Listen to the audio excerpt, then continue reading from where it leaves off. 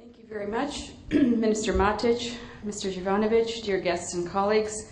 I'd like to begin by thanking Mr. Željko Pantic from the Danas Conference Center for organizing this very important event today. Thank you for bringing us all together.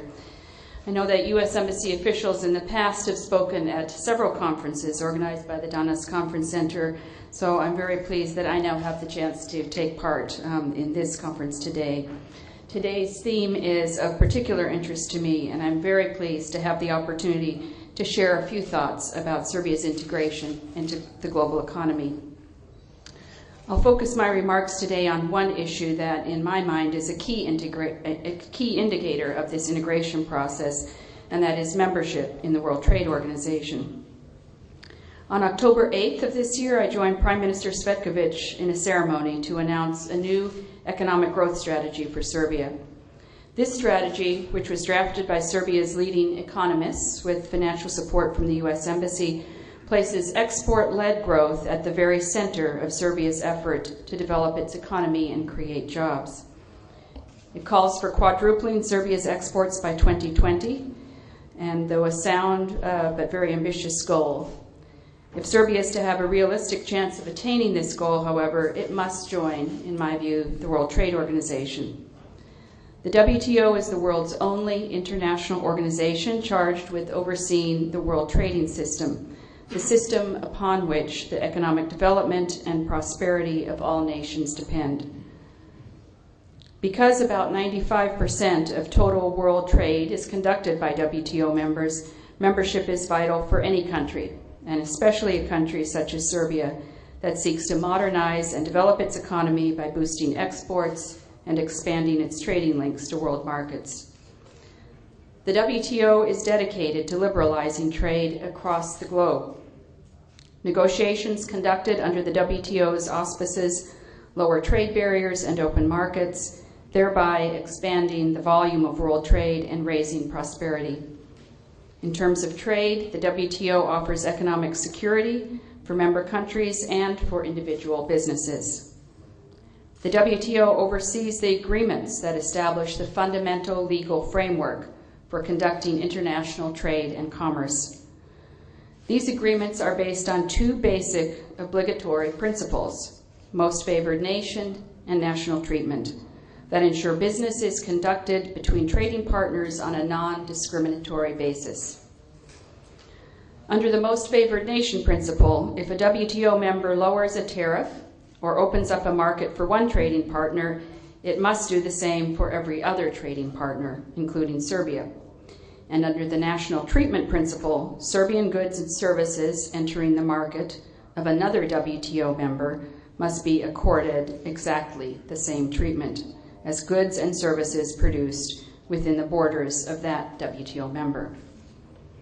Serbia's WTO membership will ensure that these basic principles apply to its trade relations with all WTO members, assuring Serbia's businesses and traders that they will face a level playing field when exporting to the world. It will also send a very strong signal to the international business community that Serbia can be counted upon to deal with trading partners and investors on a fair and non-discriminatory basis. And because WTO membership binds members to a stable and predictable set of rules for conducting trade transactions, businesses will have a clearer understanding of likely future commercial conditions in Serbia, and they will invest in Serbia with greater confidence.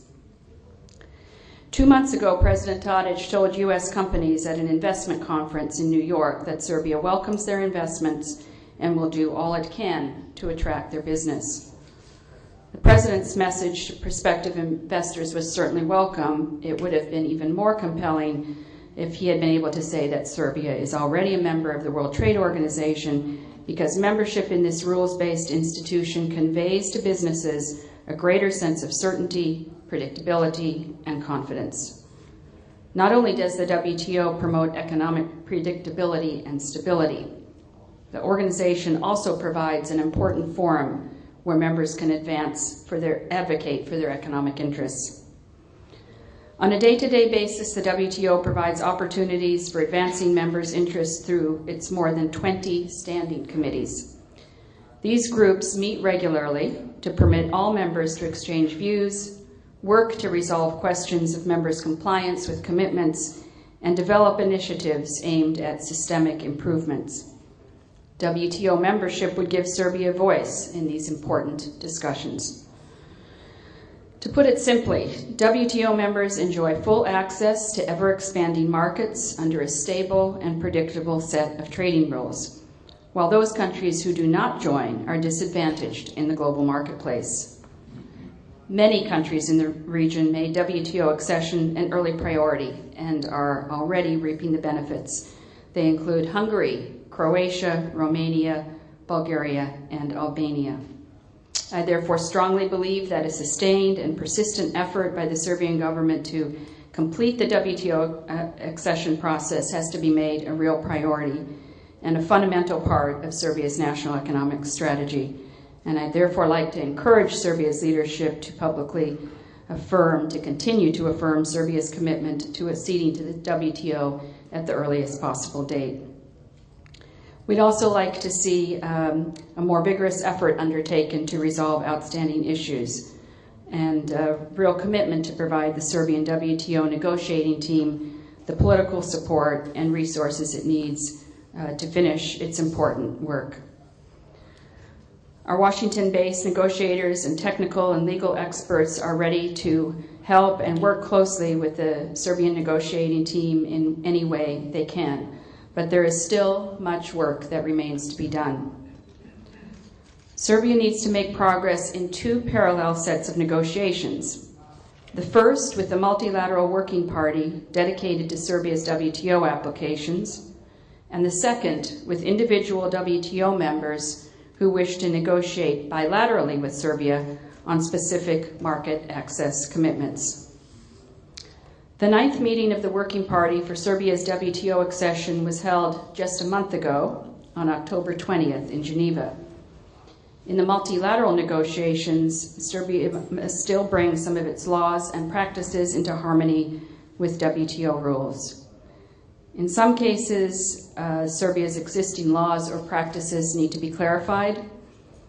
In others, existing legislation needs to be amended or new laws need to be passed. These laws and practices include, but are not limited to, trading rights, state-owned enterprises, sanitary and phytosanitary measures, export subsidies, safeguards for agricultural products, import restrictions, licensing, and intellectual property. Clearly a long homework list. One of the most important unresolved questions is Serbia's treatment of agricultural biotechnology products. In 2009, Serbia banned all biotechnology products from its domestic market. This type of blanket ban is contrary to WTO principles, and it seriously impeded discussions at the time of Serbia's WTO membership. I know the Serbian government is working to change its law on biotechnology products, and it's important that it establish a science and risk-based system for the regulation of biotechnology products and their cultivation, one, as I said, consistent with WTO requirements.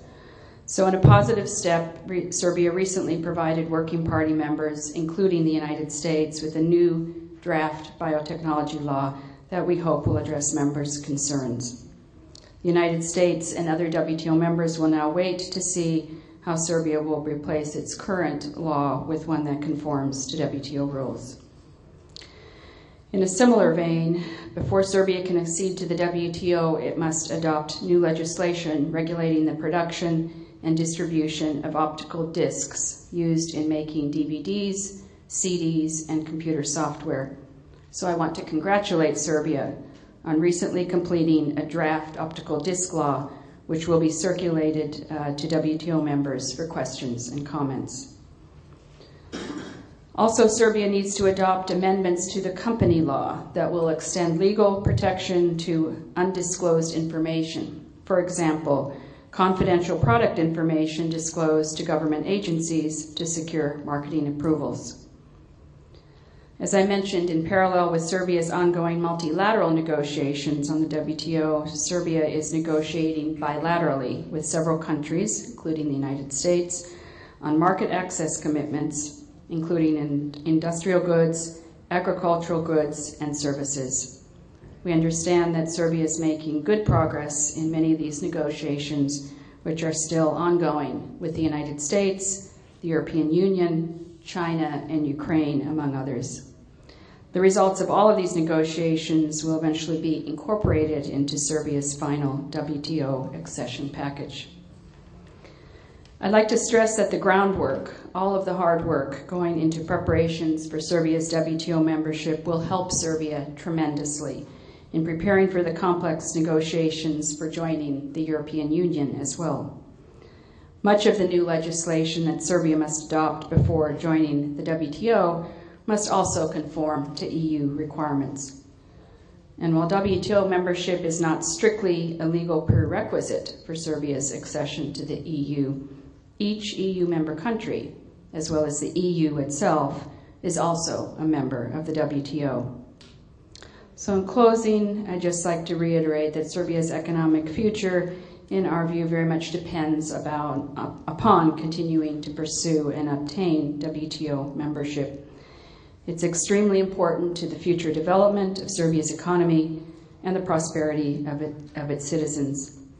And that's why Serbia's accession to the WTO is an important issue for the United States and has been one of my top priorities, economic priorities, as ambassador here.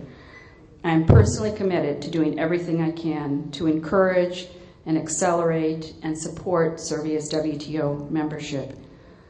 Though I have to stress, of course, that the timing of Serbia's WTO accession is ultimately up to Serbia and the work it's able to complete.